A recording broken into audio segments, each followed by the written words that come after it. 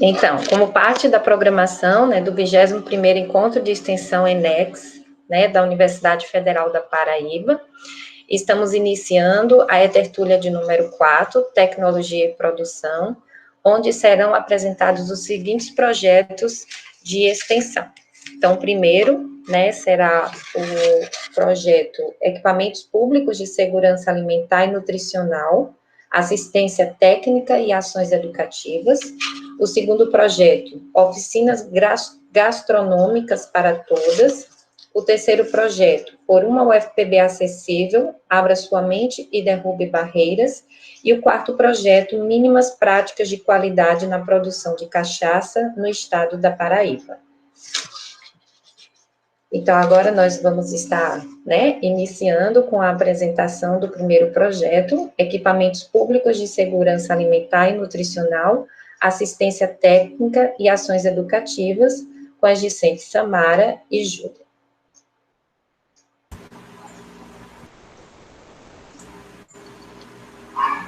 Posso iniciar? Pode sim.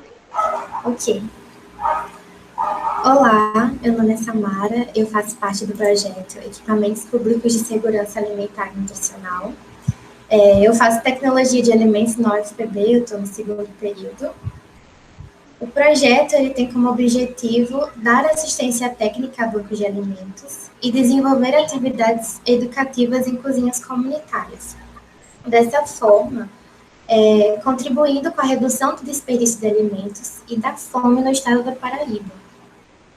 Por causa da pandemia do coronavírus, a gente teve que adaptar praticamente todas as nossas atividades para ser feita virtualmente, né? Mas ainda conseguimos fazer algumas atividades de forma presencial. Eu vou compartilhar a tela com vocês para mostrar algumas fotos, certo? Deixa eu tentar aqui.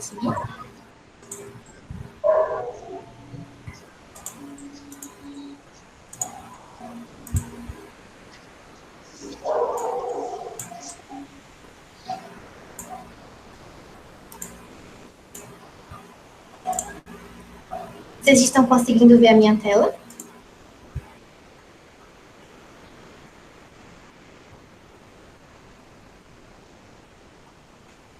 Sim ou não? Por favor, espero que eu não estou vendo o chat. Sim, sim. Pronto, obrigada. Como eu disse, a gente teve que adaptar todas as nossas atividades. Fizemos campanhas de doação para captação de doação de alimentos. Então, essas campanhas foram feitas através de Instagram, televisão, rádio, WhatsApp. E fizemos presencial também. Essa presencial foi em frente ao supermercado daqui de João Pessoa. Sou eu e o extensionista na frente do supermercado. E nós estávamos fazendo a troca de doação. As pessoas que entravam, a gente oferecia. Olha, troca doação pelo álcool. Esse álcool ele era feito na própria universidade por alunos da UFPB. E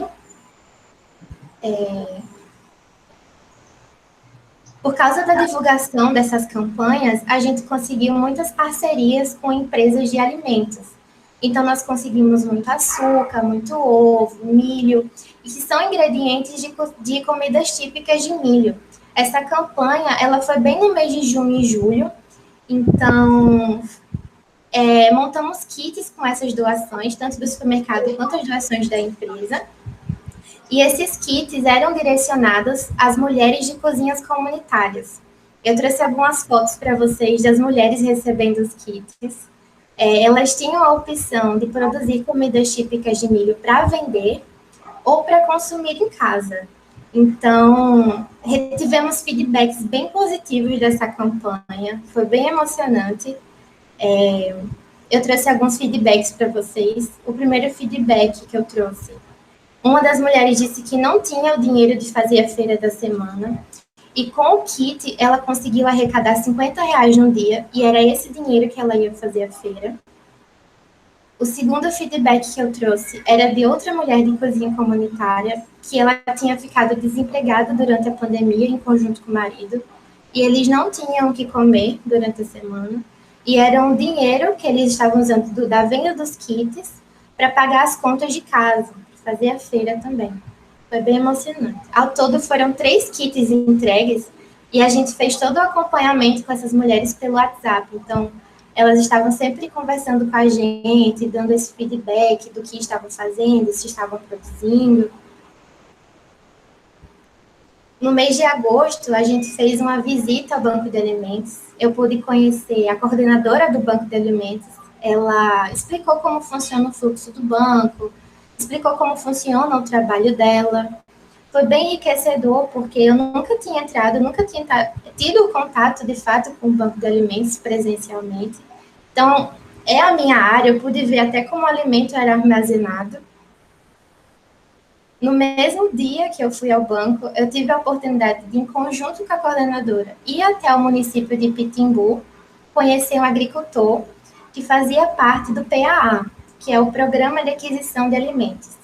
Esse agricultor, ele estava vendendo o produto dele para o PAA e o PAA passaria esse produto em forma de doação para o banco. Então, eu pude ver como é que esse alimento sai do campo, ele sai do agricultor e ele chega direto no banco de alimentos. E, além disso, eu pude aprender com a coordenadora do banco como se faz o processo de sensibilização do agricultor. Então, como que você sensibiliza um agricultor a doar o alimento que ele produz, sabe? E nos últimos meses nós estamos produzindo as planilhas de gestão. A criadora da planilha, na verdade, ela está aqui na apresentação, eu vou dar a palavra para ela, porque ela que criou e nós estamos aprimorando as planilhas de gestão, que é a Júlia. A Júlia pode falar um pouquinho mais como funciona, né, Júlia?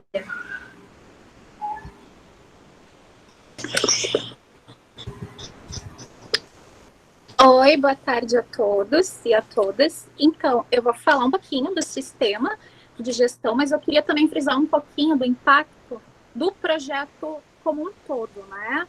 Desde lá do primórdio, do início dele, na parte da campanha da ação de São João, que foi criada através do projeto de extensão. Então, toda aquela, né, todo o acontecimento de que tinha muito milho para escoar dos agricultores, e não foi possível. E daí a gente teve a época de festas juninas e precisou pensar numa forma, surgiu toda aquela inquietude dentro do grupo, né, junto com a Samara, com as professoras do projeto de extensão, de como que a gente estaria tentando ajudar a fomentar a retomada econômica. Então, lá na ação de São João foram atendidas cerca de 80 mulheres, e quando a gente fala de mulheres, a gente tem que frisar que são 80 chefes de famílias. Então, foram fornecidos kits, né? Por que eu estou frisando tudo isso? Porque toda essa noção é importante para entender o papel do sistema de gestão, a importância que foi. Então, na ação de São João, a gente estava preconizando dar para as famílias, para as mulheres, um kit. A gente acabou baseando dos resultados que elas apresentaram e como nos tocou. Eu, como aluna, me senti muito tocada em ver todo o impacto social, de escutar uma chefe de família tá dizendo que conseguiu comprar o leite para os filhos, que conseguiu pagar uma conta de luz por causa dos ingredientes que foram doados na ação de São João.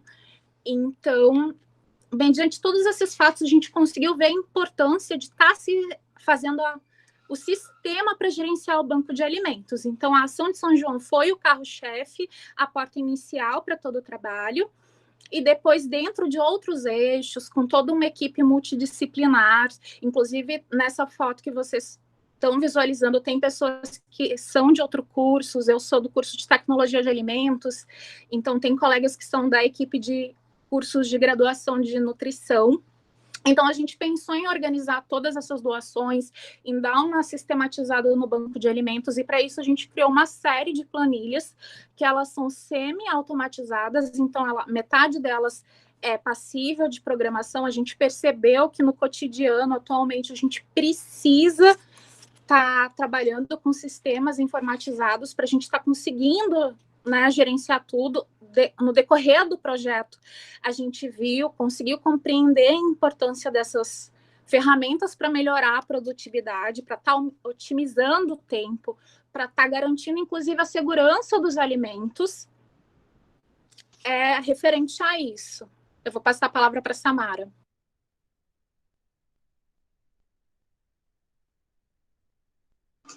Samara, falta 1 minuto para encerrar a fala, tá bom? Aí seu áudio está desligado.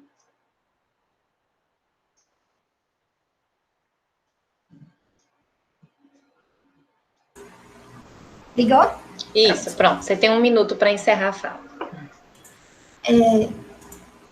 O projeto, ele é, como a Júlia falou, interdisciplinar. Então, nós temos parcerias com 5 centros da UFPB. Isso fez com que eu tivesse contato com muita gente, sabe? E isso fez com que minimizasse os impactos da pandemia para mim. Porque eu conheci muita gente bacana, eu fiz amizade com muita gente e eu me senti menos sozinha, sabe? E a extensão, ela tem algo característico que é o contato com as pessoas, né? E a gente perdeu isso. E, além disso, saber que eu pude contribuir, colocar a comida na mesa de alguém, sabe?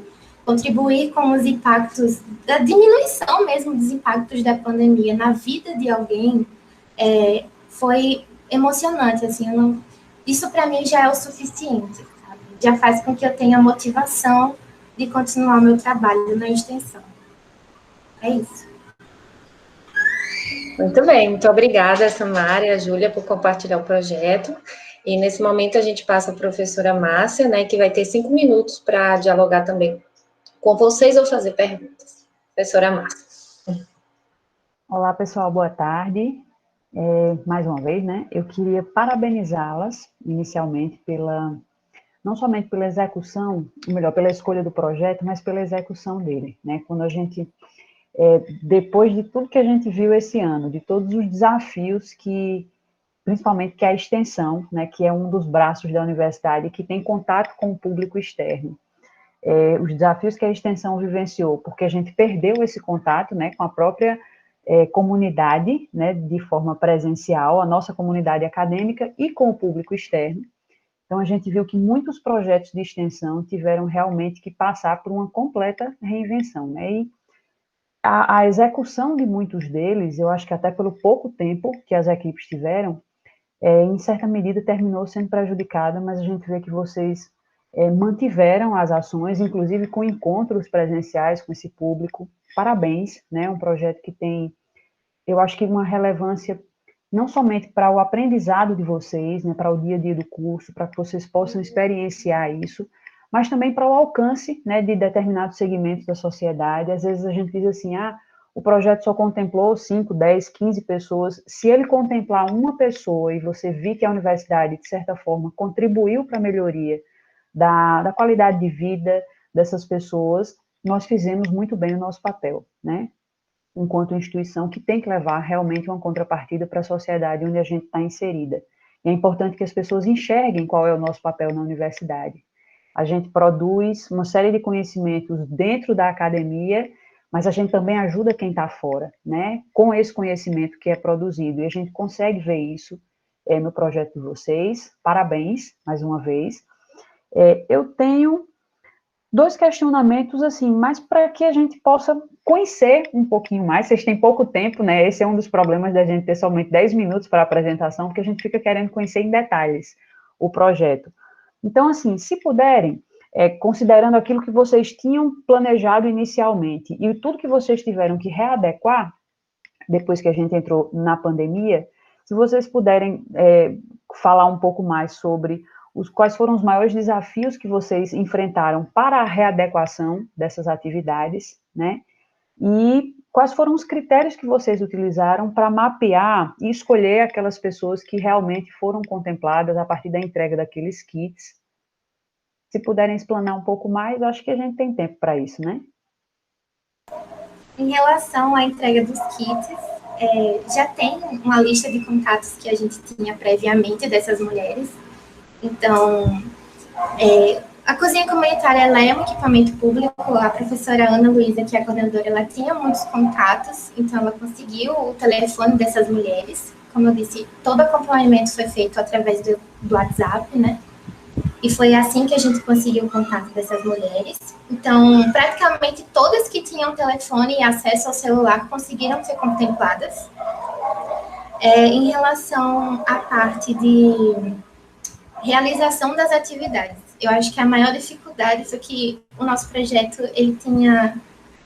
Um dos objetivos era a prática de educação alimentar e nutricional nas cozinhas comunitárias. A gente tinha que ir lá, e a gente não pôde. E aí a gente teve que readequar e fazer tudo pelo Instagram. E aí ficaria visível para todo mundo, né? E definir um público-alvo, sabe? Então, acho que essa foi a maior dificuldade da gente, trazer tudo que a gente teria que fazer nas cozinhas comunitárias e trazer tudo para o Instagram. Foi bem difícil. Até a Júlia pode falar um pouco como foi que ela me ajudou nesse trabalho do Instagram. E também, complementando o que a Samara falou, né?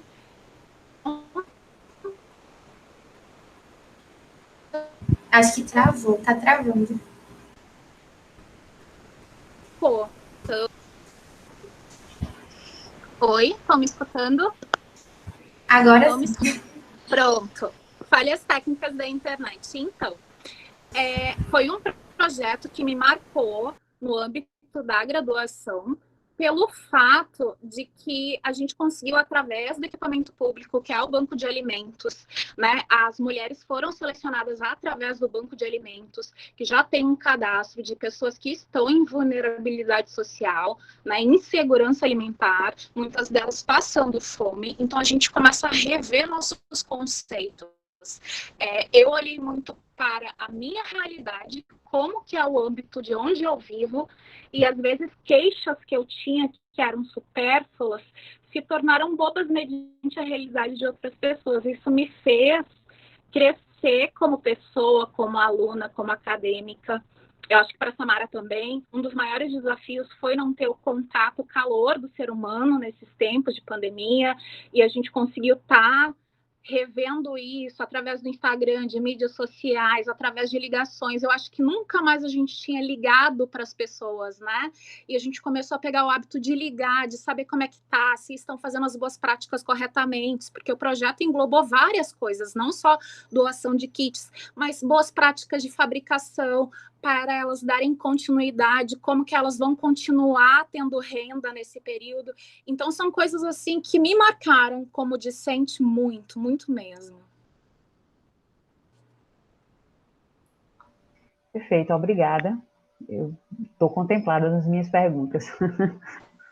Então tá bom. Meninas, vocês ainda têm 1 minuto e meio, caso queiram ainda falar algo mais.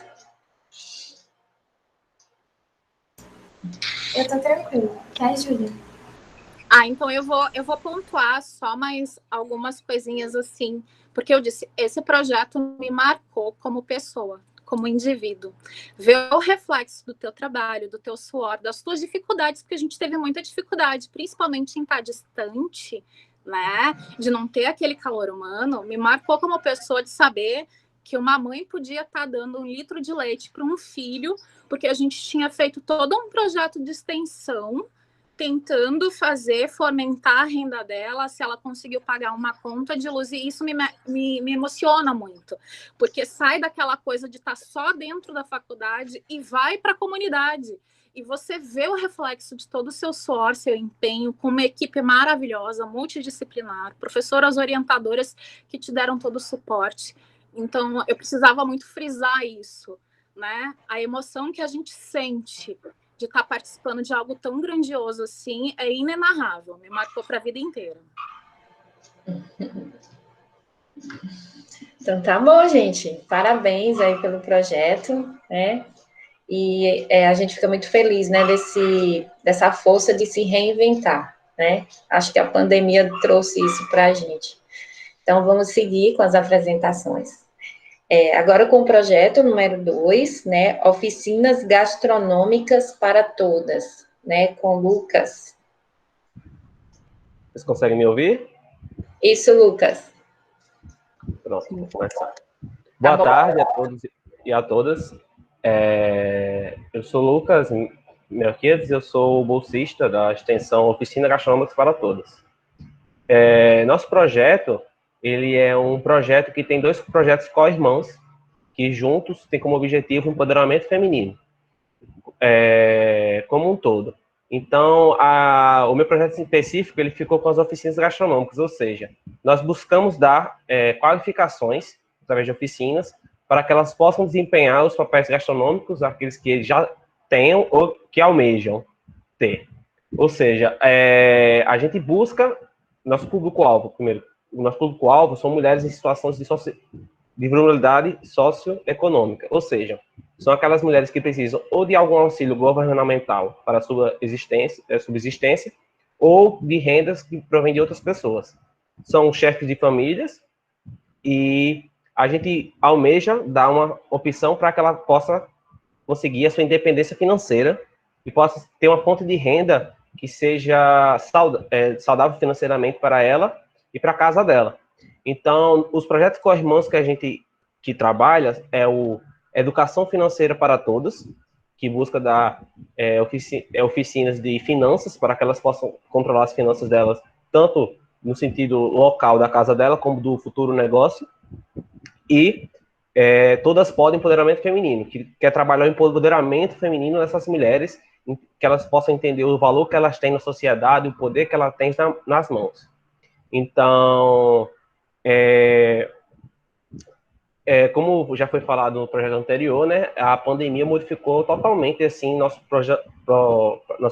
programação, o que nós temos idealizado para o projeto. A gente tinha 12 oficinas presenciais que a gente gostaria de fazer, abordando cada tema da gastronomia diferente, para poder englobar e dar conhecimento para aquelas mulheres.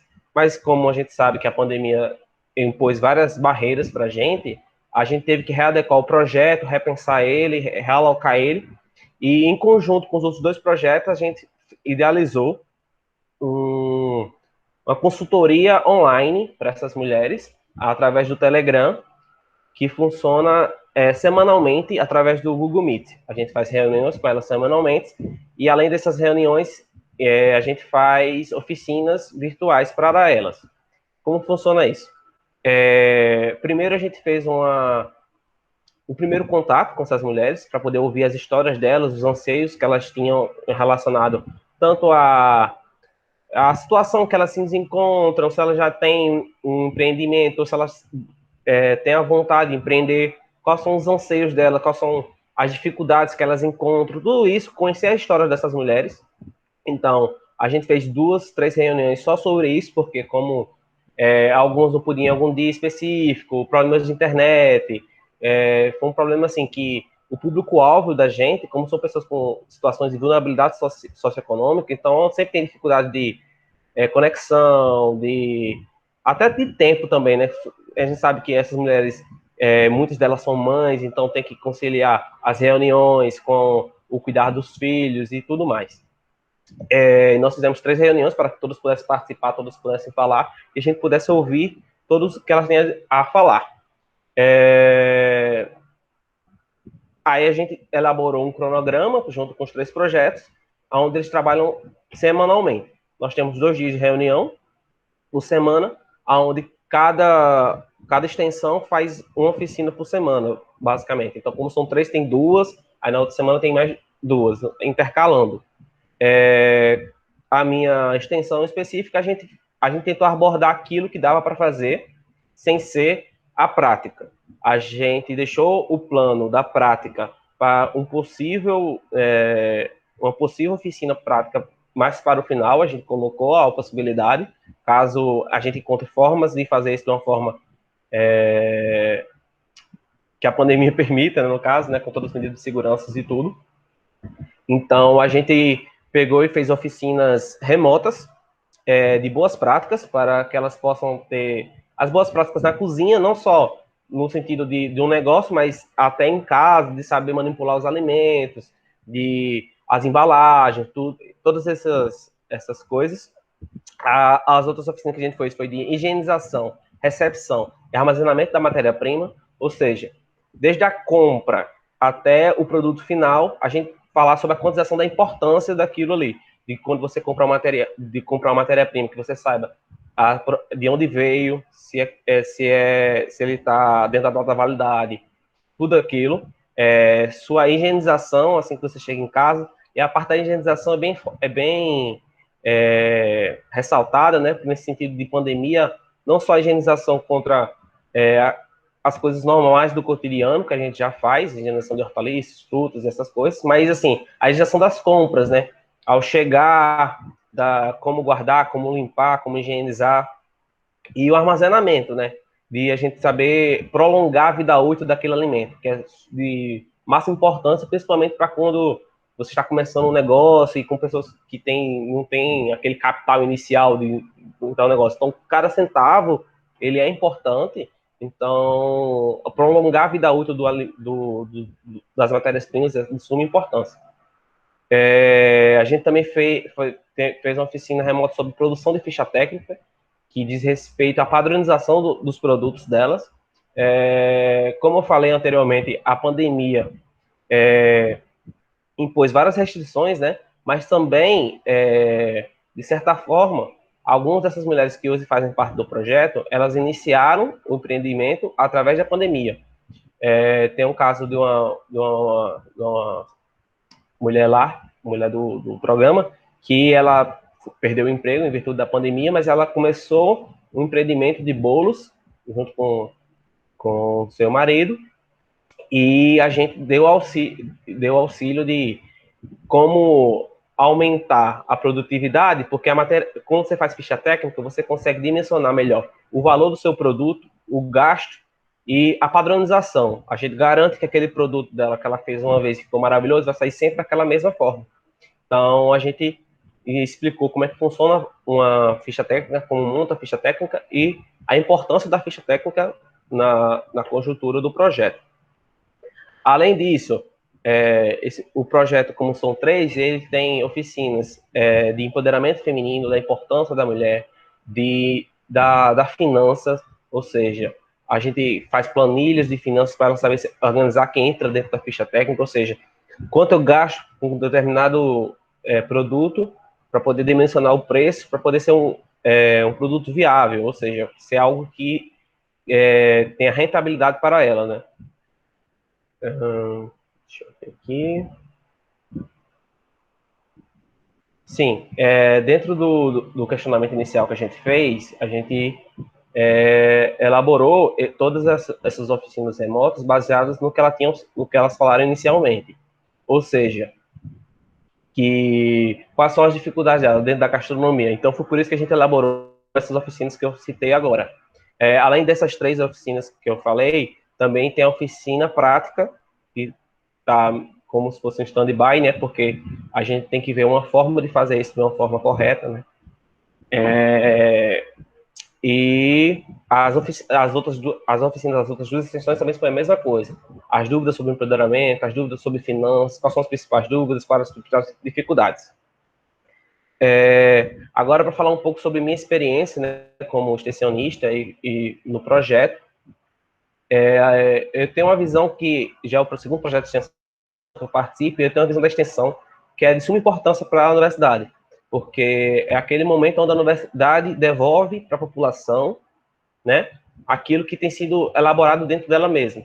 Então, como estudante, é gratificante para mim poder ajudar as pessoas, principalmente as pessoas mais vulneráveis da sociedade, que muitas vezes são esquecidas pelos governantes, pelos programas sociais, e poder devolver aquilo que a universidade tem me dado através do estudo, do conhecimento. Então, é muito gratificante, não só para mim, mas como para os outros extensionistas que trabalham com essas mulheres, conhecer as suas histórias, poder transmitir aquele conhecimento que a gente tem adquirido, e creio que seja isso.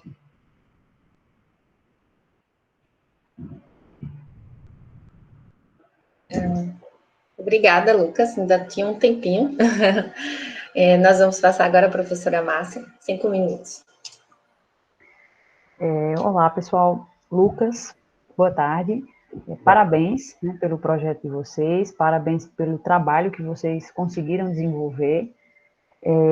Apesar das dificuldades, né, você ressaltou bem como vocês planejaram o projeto inicialmente e como vocês tiveram que adaptá-lo, né, a partir do momento que a gente teve a necessidade de isolamento. Né? Eu acho que isso é importante para a gente poder dimensionar, né, o desafio que todo mundo realmente enfrentou ao longo desse ano.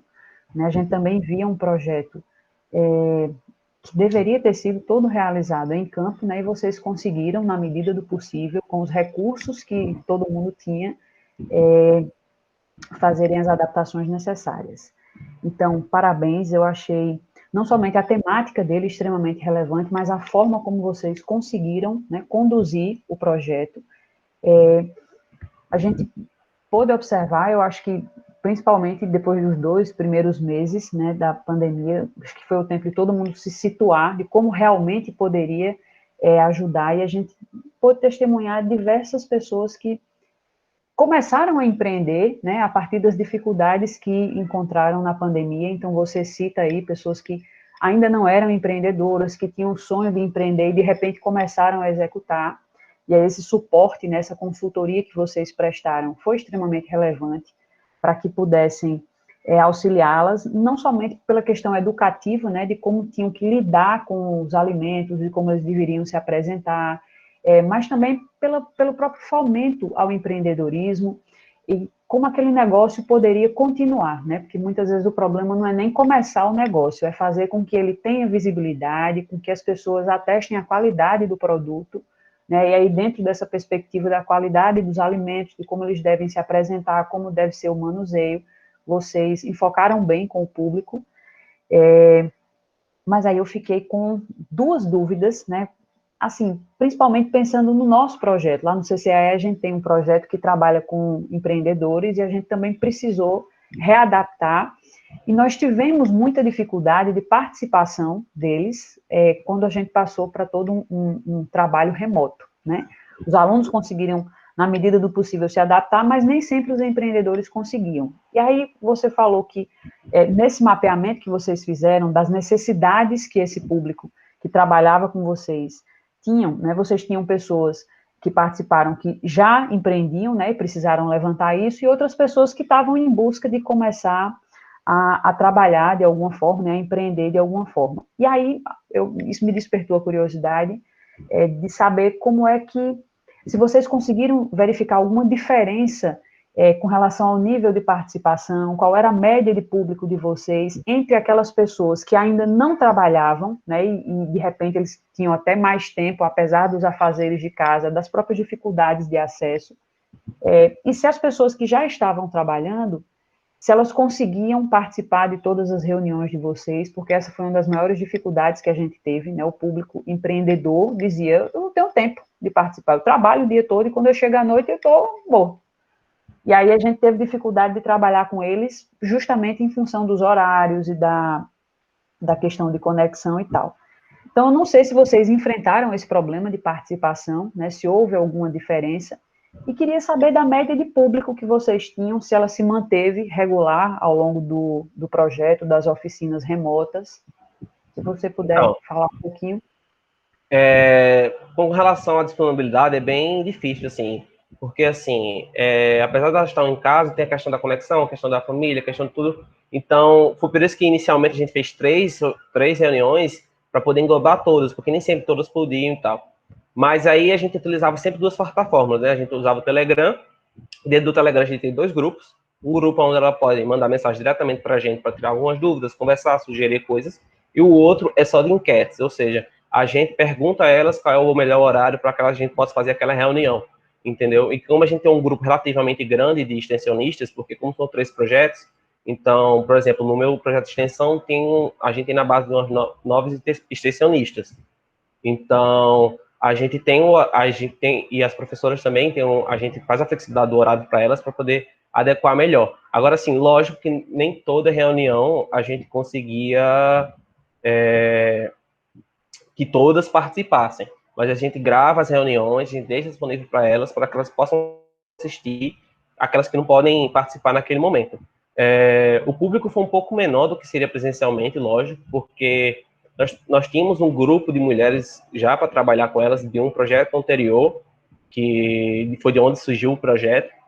Porém, como a dificuldade do acesso, de muitos não ter o contato com as redes sociais e etc., a gente até fez um trabalho de rede social no nosso Instagram, falando sobre dados, sobre curiosidades sobre empoderamento feminino, o poder de empreendedorismo feminino, mas foi menor, porém foi até como é que fala, uma participação boa, assim, de 6, 7 por reunião, às vezes mais, só que no sentido de como é que fala? De recepção delas, a gente fazia o seguinte, a gente separava os nutricionistas responsáveis para poder ficar lembrando, porque assim, na correria do dia a dia, elas produzem dentro de casa, então, mesmo que a gente com as enquetes do Telegram, nem sempre você lembra de olhar as enquetes, de ver o grupo do Telegram, então a gente tinha os nutricionistas que iam direto com cada pessoa participante e perguntava se ela poderia participar naquela semana, se ela não poderia, o porquê, se poderia ser outro horário. Então a gente fez essa flexibilidade de horários. Então, como eu falei, a gente tem duas por semana, mas não necessariamente são dias fixos, né? A gente tem os dias lá que a gente faz a programação, mas a gente sempre fica aberto para poder mudar, para poder adequar e conseguir agregar o maior número de pessoas nas oficinas. Já chegamos a ter 20 pessoas numa reunião já. Mas, assim, muito bom. A gente sempre deixa salvo, manda para elas o vídeo, caso elas não conseguem participar, e essas coisas. Perfeito. Obrigada, Lucas, e parabéns mais uma vez. Obrigado. Lucas, você teria mais 1 minuto e meio, caso queira acrescentar alguma informação? Ou... Deixa eu só ver umas coisas que eu anotei, porque às vezes quando eu fico falando, eu acabo esquecendo.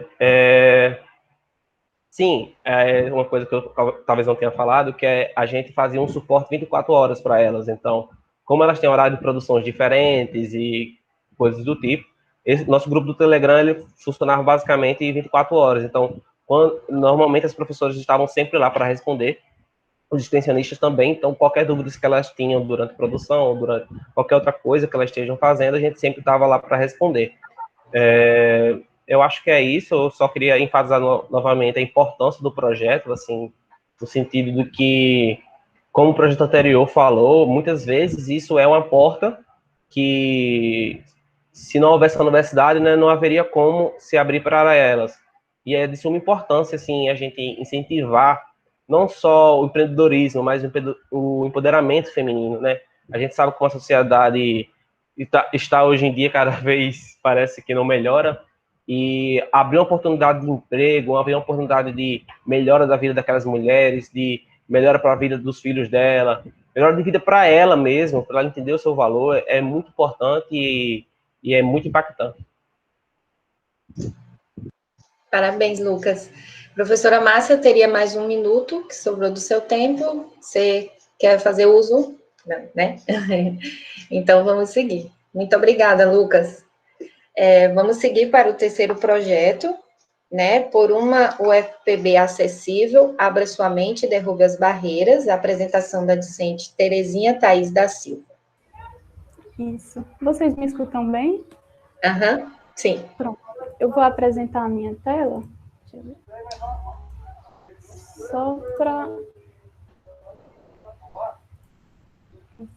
Só para compartilhar algumas informações.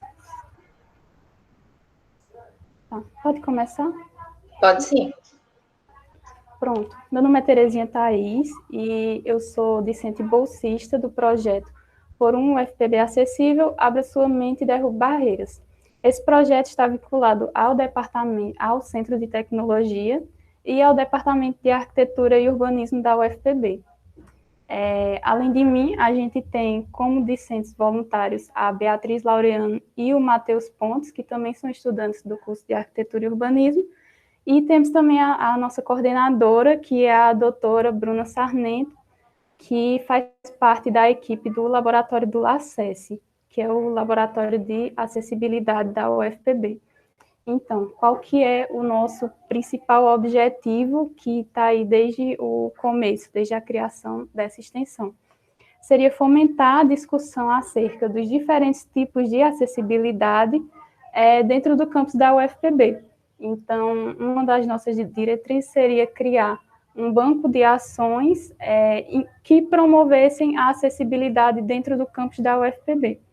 Além disso, a gente iria trabalhar todas essas temáticas, assim, desses diferentes tipos de acessibilidade, promovendo palestras, promovendo capacitações, promovendo entrevistas com pessoas com deficiência e também através de vivências, que é uma coisa que já é feita há bastante tempo nas disciplinas de Projeto 1 do curso de Arquitetura. Então, o estudante que está ali no início do curso de Arquitetura, ele já tem contato com esse mundo, vamos dizer assim, essa outra forma de enxergar os espaços. Só que aí veio a pandemia e muita coisa a gente teve que adaptar para o meio virtual. Então, ao invés de trazer essas palestras e vivências, entrevistas presenciais, a gente começou a focar mais em conteúdo para o Instagram.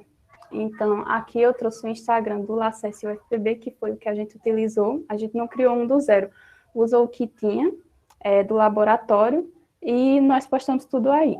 Tá o arroba e o QR Code também, para quem tiver o aplicativo e quiser dar uma olhadinha nos nossos posts.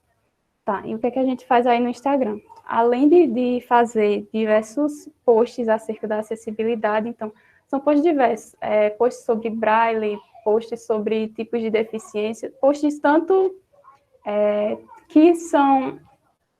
Eles ensinam às pessoas, por exemplo, como se comportar diante de uma pessoa com deficiência auditiva ou deficiência visual, como também ele traz algumas curiosidades e também, como é que eu posso dizer?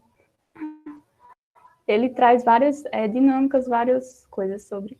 Aqui tem um dos posts que a gente fez e também foi o mais que teve um maior engajamento. E a gente também criou um filtro aí para o Instagram. Aí, além de posts, a gente também conseguiu, na verdade, uma parceria com o NEDESP e com o Comitê de Inclusão e Acessibilidade para promover uma capacitação sobre audiodescrição, que é um tema que estava dentro dos assuntos que a gente iria trabalhar. Então, ao invés de trazer a palestra virtual, a gente trouxe posts sobre esse tema, ensinando pessoas a fazer uma audiodescrição.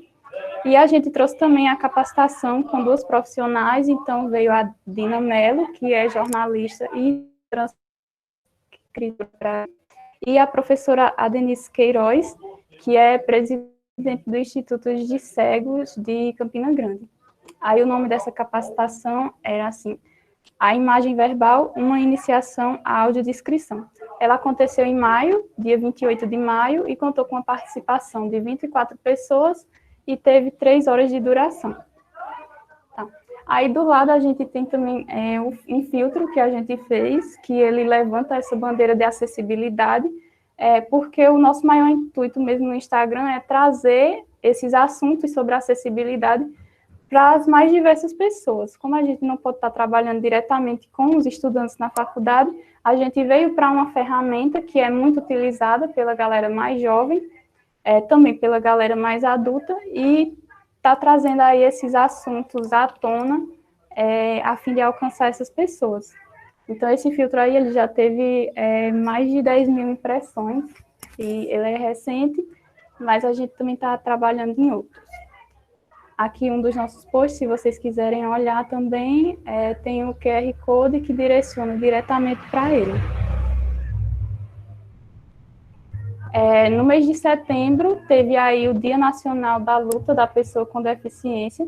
Então, a gente quis abordar no Instagram a visão das pessoas que têm deficiência. Então, nós fomos atrás de várias pessoas, a gente, inclusive, foi muito difícil, porque a gente recebeu muito não, pouca gente quis participar, quis dar o seu depoimento, mas a gente conseguiu reunir o depoimento dessas 3 pessoas aí tá a capinha que foi para o nosso IGTV, dessa série Entre Vidas. Então, nós trouxemos como convidados o promotor de justiça,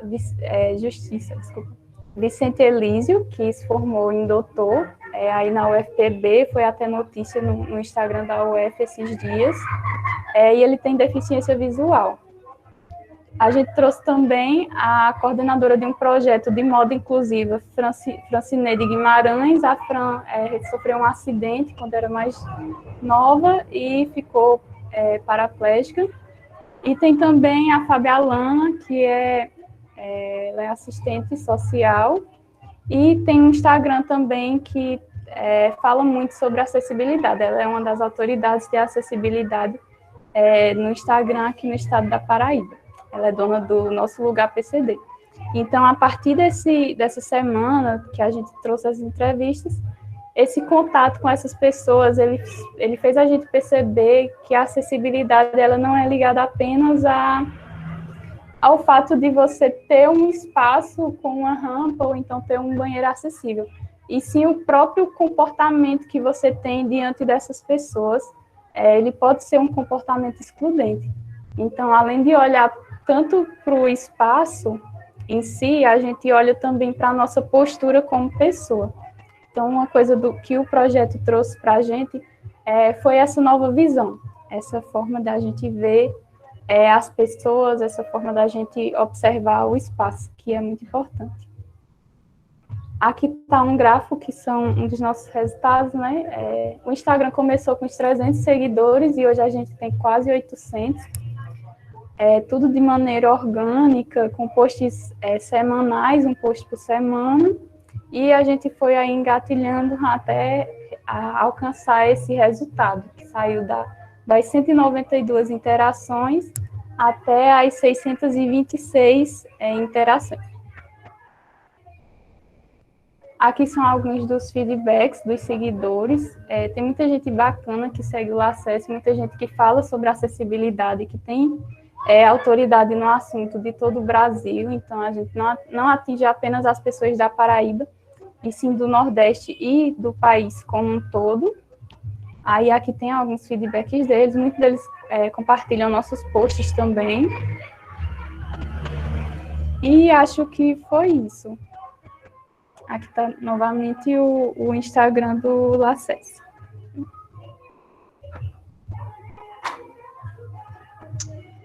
Obrigada, Terezinha. Vamos passar agora a fala para a professora Márcia. Oi, Terezinha, boa tarde. Parabéns pelo projeto de vocês. A temática que vocês trabalharam, ela eu confesso que eu comecei achando que vocês iam falar de acessibilidade com relação a espaços físicos, né?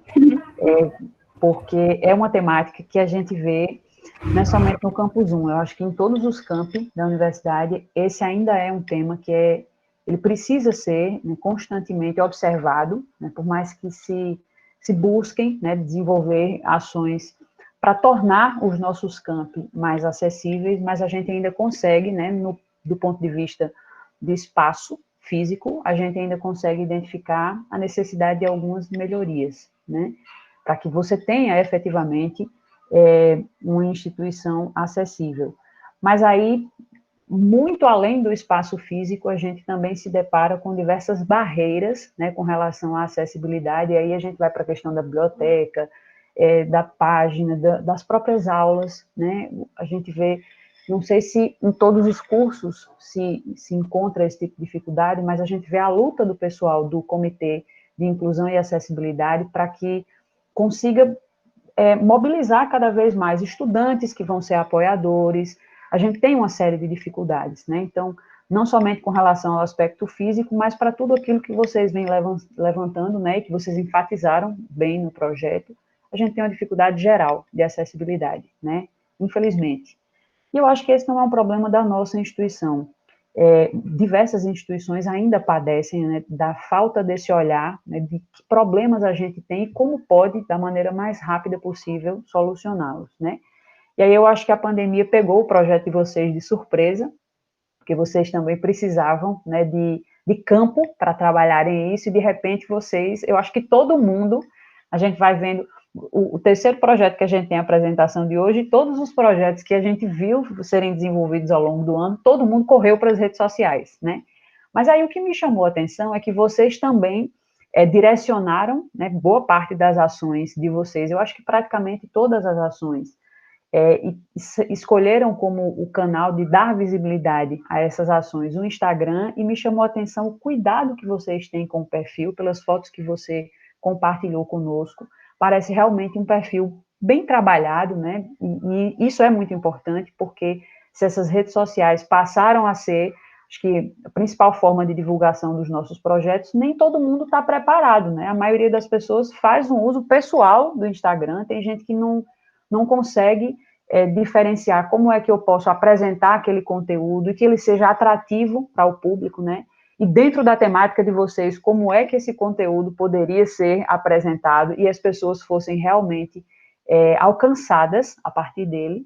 Então, eu parabenizo vocês pelo cuidado que vocês tiveram com a manutenção, com a organização e apresentação do perfil do Instagram.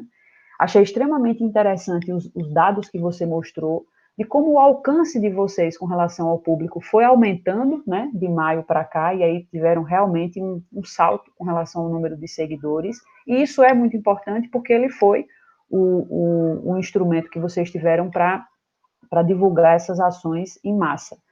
E aí, a minha dúvida na verdade, assim, não sei se você conseguiria explanar, mas quando vocês se depararam com a dificuldade, a necessidade de readaptação, tiveram que trabalhar principalmente com o Instagram, quais foram as estratégias que vocês pensaram, né? Na verdade, eu questiono se isso foi realmente feito.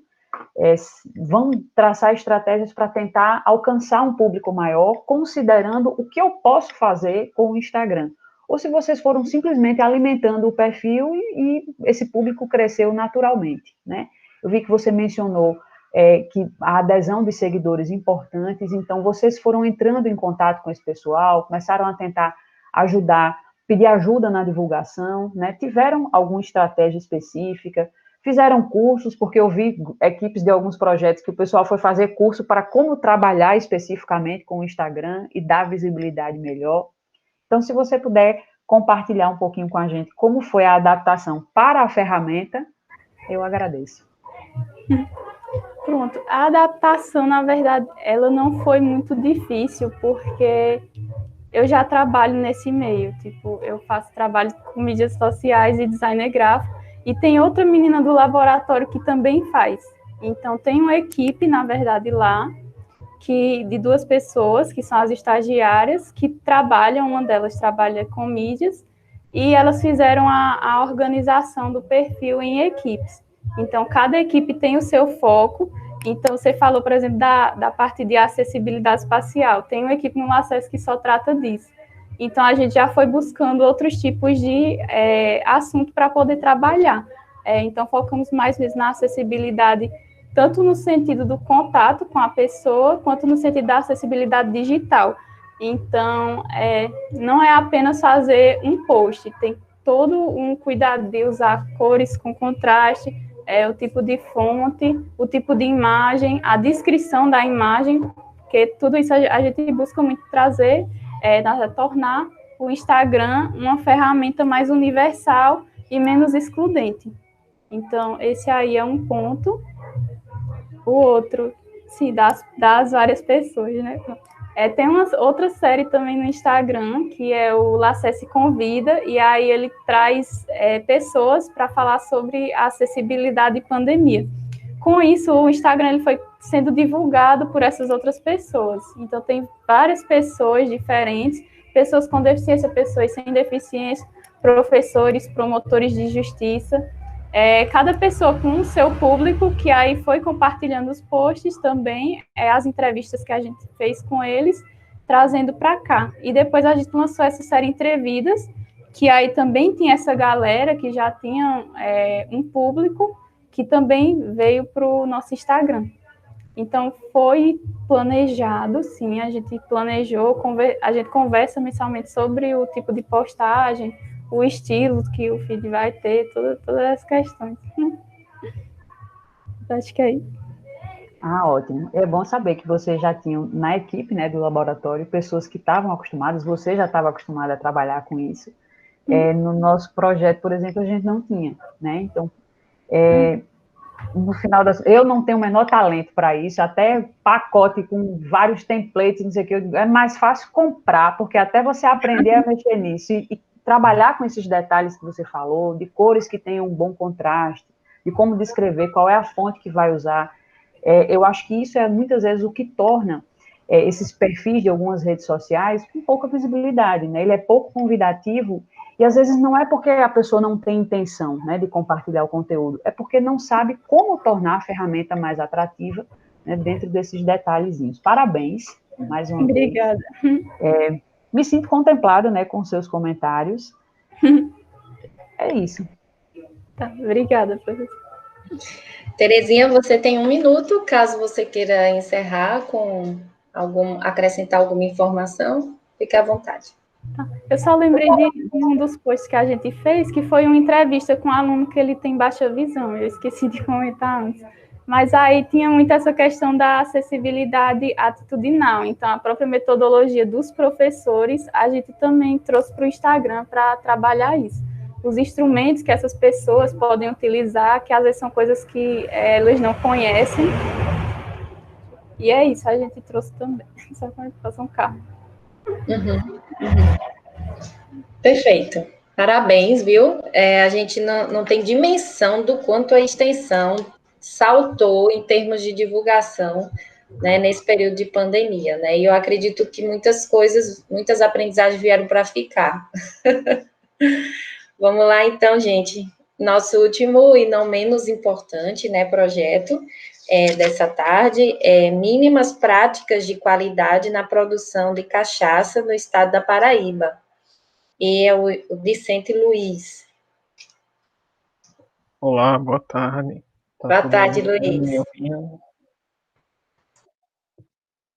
Sim, todo mundo me vendo, me ouvindo? Estamos ouvindo, sim. Sim. Pronto, vamos lá. Meu nome é Luiz Manuel, eu sou estudante do curso de Tecnologia em Produção Sucroalcooleira, que está localizado no DTS, que é a extensão do Campus 1 lá em Mangabeira.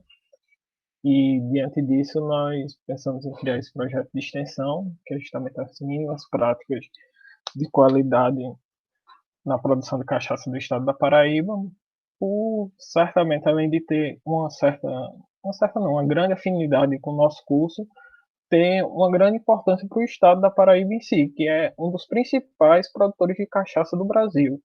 Em 2018, a ASPECA, que é a Associação dos Engenhos de Cachaça e Cana-de-Açúcar, botou a Paraíba como a maior produtora de cachaça de alambique, que é a cachaça artesanal do Brasil, com mais de 80 cadastrados. Então, a gente tinha um campo grande para trabalhar.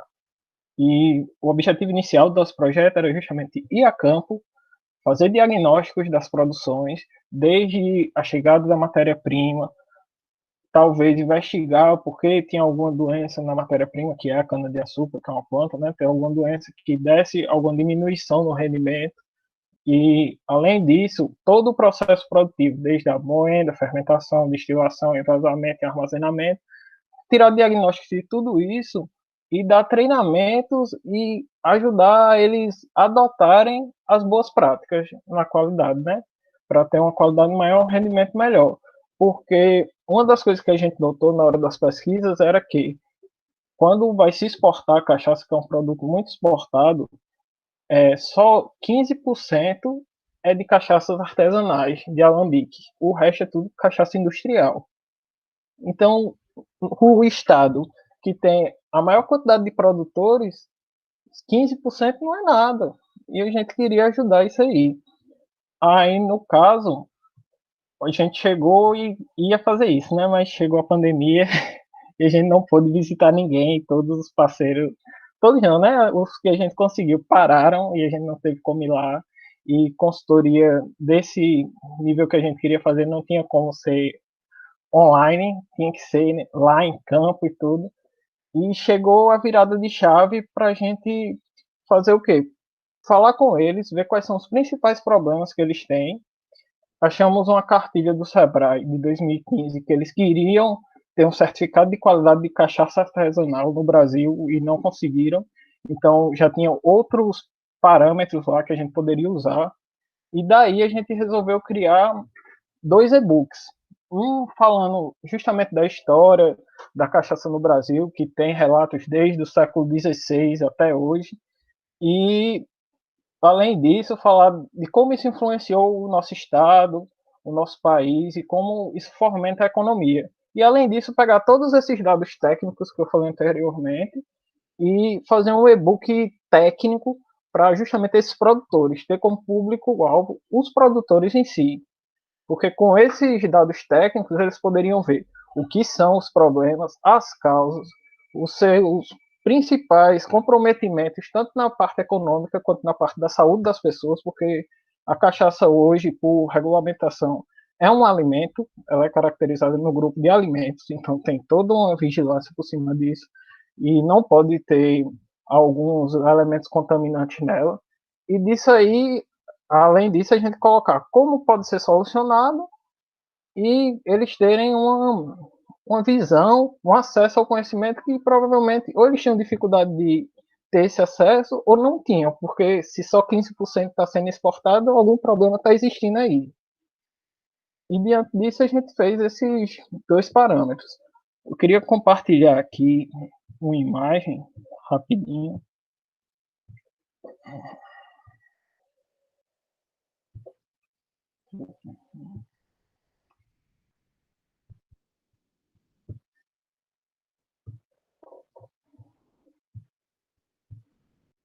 Não sei se está dando para ver. Mas enfim. Aqui a gente usou 15 parâmetros com essas características: descrição, característica, causa, consequências comerciais e a saúde, soluções técnicas para isso. Dessas 15 características que a cachaça pode apresentar problema, tem acidez volátil, apresentação de chumbo, cobre, metanol, vários elementos que são extremamente prejudiciais à saúde e à venda, né, no caso. E diante disso a gente chegou, eu vou só interromper e mostrar outra tela. A gente chegou num e-book que está finalizando, ainda não está finalizado, que é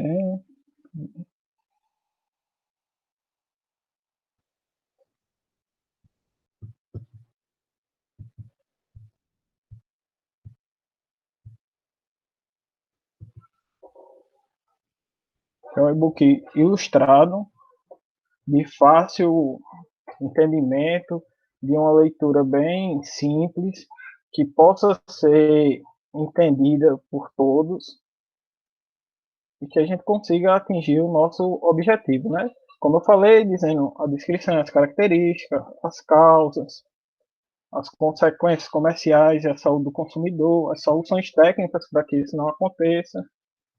Então, foi isso, por fim, o nosso projeto. Quando a gente busca impactar diretamente esse setor que é tão grande no nosso estado e que tem tão pouco conhecimento assim técnico do que está fazendo, porque é uma produção que desde o século XVI não mudou muita coisa. Mudou os bois que estavam na moeda por máquinas e tratores são movidos a torque, tudinho, mas é o mesmo processo. É isso. Parabéns, Luiz, você ainda tem algum tempo, mas talvez a gente pode utilizar esse tempo quando você for, né, responder ou comentar algo em relação ao projeto com a professora Márcia. Professora Márcia? Vamos lá, Luiz. Boa tarde. Boa tarde. Parabéns pelo desenvolvimento do projeto de vocês. Parabéns pela identificação do problema, né? Porque muitas vezes a gente não consegue mapear um problema como esse e enxergar a oportunidade que a universidade pode atuar, né, a partir da extensão e auxiliar, né, aquele público que vocês identificaram, né? Então, acho que nem todo mundo, principalmente com esse percentual que você falou, acho que 15% de produção da cachaça artesanal. Nunca sou por dentro de nada de cachaça, porque nem bebo. Mas, assim, acho que foi 15%, né, o percentual que você colocou. 15% de exportação. De exportação. Então, a gente tem realmente um percentual pequeno, né, mas não menos importante, né, e esse público precisa ser acompanhado, né, e ver como é que esse produto ele sai com qualidade, né, para que as pessoas não digam, ele não é industrializado, é uma produção artesanal, e aí é por isso que tem menos qualidade. Não necessariamente, né, e aí como a universidade enxerga como é que contribui com esse público, é extremamente importante. Uma pena que vocês não tenham conseguido acompanhá-los, né, de perto o ano todo, e aí mais um problema para a conta do coronavírus, porque realmente trucidou a extensão da universidade, e mesmo assim todo mundo foi, dentro das possibilidades, tentando se readaptar, e vocês conseguiram, né, em função dos produtos informacionais que vocês lançaram, né, ou um deles está em fase de acabamento. Eu tenho, na verdade, uma dúvida. O livro, você disse que foram 2 e-books, né? O primeiro, ele tem um levantamento do histórico, né, do setor, do produto e tal. Esse já está pronto? Esse já está editado. Já foi divulgado. Só falta a diagramação. Pronto, só falta a diagramação. E o outro, que foi o que me chamou a atenção, é que vocês fizeram um documento mais técnico, né? E aí, mas você disse que o livro foi todo ilustrado, e eu acho que esse é o pulo do gato, né?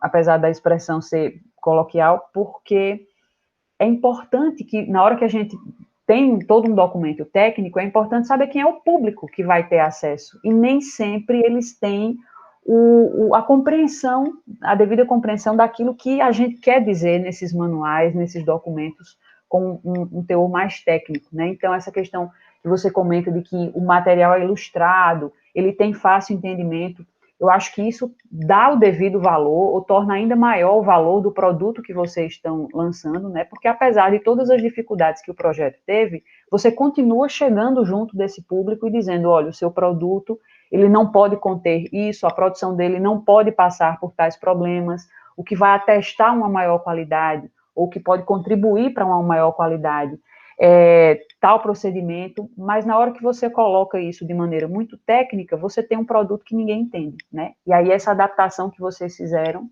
eu acho que foi perfeita, né? Esse já foi divulgado ou ainda está em diagramação também e não foi finalizado? Vai ser divulgado agora no final do ano, porque outra coisa que a gente quis também, assim, que foi todo um processo de adaptação, né? Foi que a gente pegou ali 15 parâmetros, falando especificamente desse, né? A gente pegou ali 15 parâmetros, e se botasse os 15 no mesmo volume, por mais que fosse ilustrado, por mais que fosse de fácil entendimento, uma linguagem mais simples, fica pouco convidativo. Então a gente foi separando de 3 em 3. Ou seja, 5 volumes com 3 em cada. Dessa parte técnica e da outra parte, que é a parte histórica, a gente ainda pegou uma parte da culinária, que a cachaça também chega na culinária, né? A gente fez uma abrangência grande, porque quando começou a vir do século XVI para cá, é muito conteúdo, é muita coisa. Muito tempo e muita coisa. A gente teve que ir abrindo. O bom de ter estado em casa, ter estado assim remoto, é que abriu espaço para justamente essa pesquisa, essa dedicação a essa pesquisa em geral, porque se fosse em campo a gente iria em um engenho específico, diagnosticaria uma coisa específica, iria em um produtor de cana específico, seria tudo um, e assim a gente pode abranger mais pessoas. Aí uma dúvida que eu tenho com relação a esses e-books é, vocês estão divulgando esse material, vão divulgar só no final, ou vocês têm um Instagram? Quais são os canais que o projeto usa para ir divulgando aos poucos esse levantamento que faz? Nós temos um Instagram, sim, onde nós tentamos, assim, ao máximo, tirar essa barreira técnica e de como é que eu posso dizer assim, alta dificuldade de aceitação do público, ser tudo mais simples. A gente diminuiu o nome de mínimas práticas, qualidade de produção, né, para qualificando o FPB. Aí é o Instagram, fizemos uma logo, temos postagens semanais, temos enquetes semanais, toda quinta-feira tem uma enquete com curiosidades, tudo que o projeto contempla, assim, de história, curiosidades, parte técnica em si. A gente quer abrir não só para o pessoal que é da área, não só para o pessoal que gosta de cachaça, mas também, como a senhora disse, nunca bebi e tal, não sei o quê, mas é curiosidade, às vezes a pessoa está lendo, acha engraçado, acha algo assim, e acaba se envolvendo com isso. E até por isso também o volume 1 é de história e tudo mais, para não chegar só na parte técnica.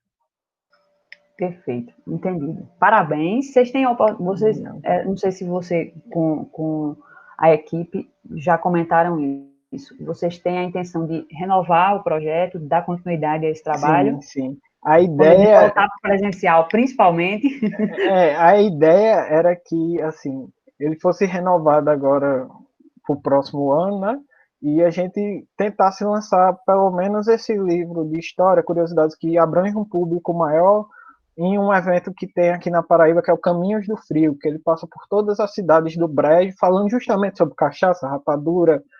Aquela região ali é muito rica nisso, e a gente tentar lançar nessa época, assim. Até por isso ele está indo em passos mais lentos, para ter um trabalho maior. Bem elaborado. Perfeito. É.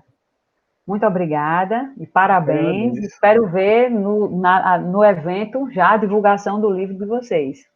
Tomara, se Deus quiser. Vai, Estamos sim. trabalhando para isso. Obrigada, professora Márcia. Luiz, você tem ainda mais 2 minutos, caso queira ainda acrescentar alguma informação.